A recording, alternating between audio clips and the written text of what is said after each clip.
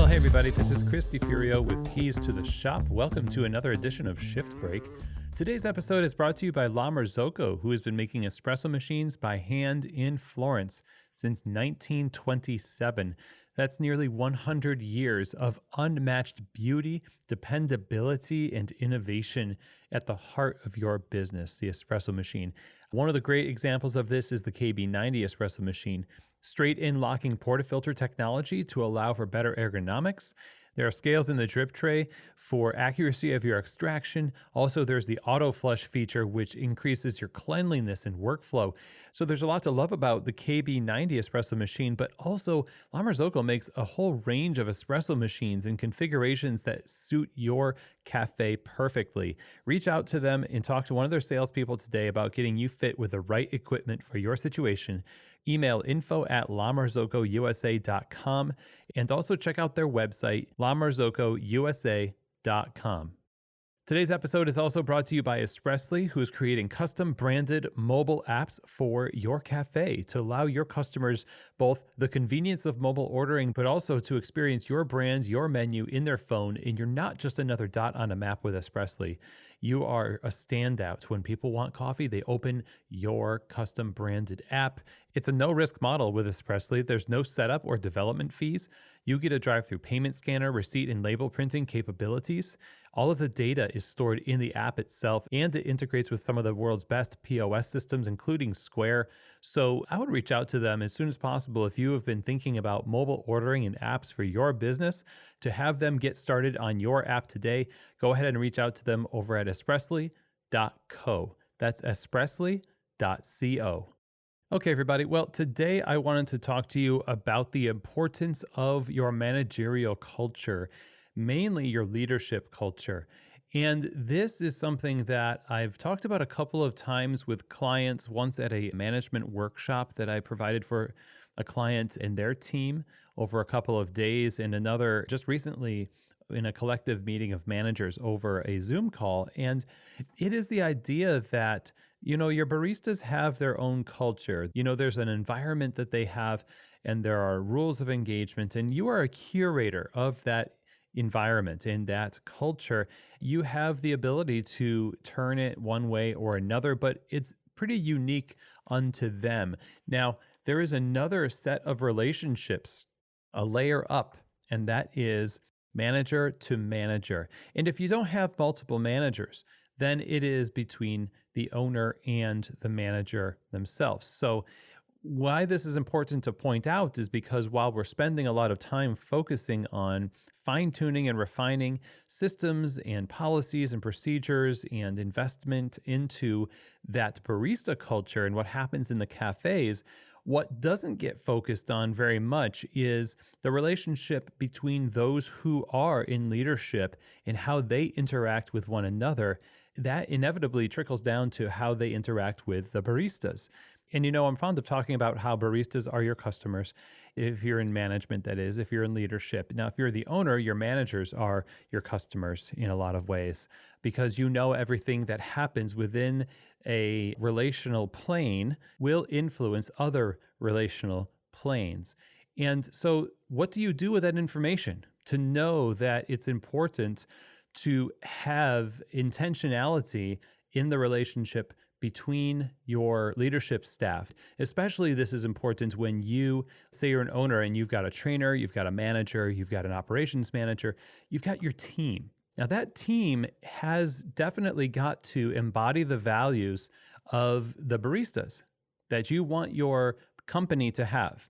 At the same time, there's an application point that's going to be different for a manager than for a barista. And when I take people through the exercise of really nailing down specifically how your company's values translate to actions in the shop, it's usually, of course, what we want baristas to do. But what about managers, and especially how they interact with each other? It's important because you've got people who are specialists in one way or another. A cafe manager is a specialist in their team. They're a specialist in that building, that cafe. The trainer is a specialist in education and coffee information, curriculum building. operations is a specialist in procedures and SOPs, back office things. Everybody's got their own niched down area that they're supposed to be focused on in order to make sure we invest really good time into important areas. But just like when you're working on the bar and you know that your coworker needs a little assistance, you will only know that if you exercise peripheral awareness. And that peripheral awareness will allow you to either ignore something that's going on and say, I'm just going to focus on what I'm doing. That's their problem.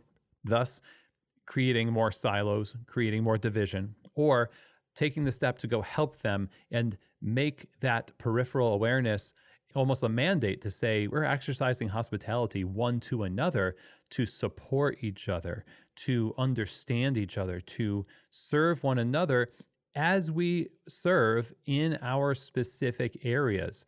If you don't have a management team that's actively doing that, it's likely because you haven't articulated the ground rules for what that looks like.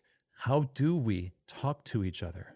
What is the steps for if you have something that you need from somebody else? What are the rules for that? What are the specific value applications within the management and leadership structure? And I think that's a really good exercise to do. Just a reminder about what it looks like in terms of values. If you have specific headline values, you're going to, underneath that value, draw up application points that say, we do this by 1, 2, 3, 4, 5, 6 examples. As managers, we operate with, integrity this way. When, we know that we have information to influence a positive outcome for somebody else's department, we don't sit on it. We make sure that we give that information to them to help equip them for success. Okay. And if that's something, even just saying that alone, if you imagine back of house, front of house, there could be information that's not shared between the two because the ethos, the values, and the actions associated with those values have not really been articulated. And left to our own devices, inevitably, we will focus on, yes, our job, and we will kind of have a conversation with ourselves about how we don't really have time to do anything extra, and it's not really important, and it hasn't been told to me to do it this way or that way.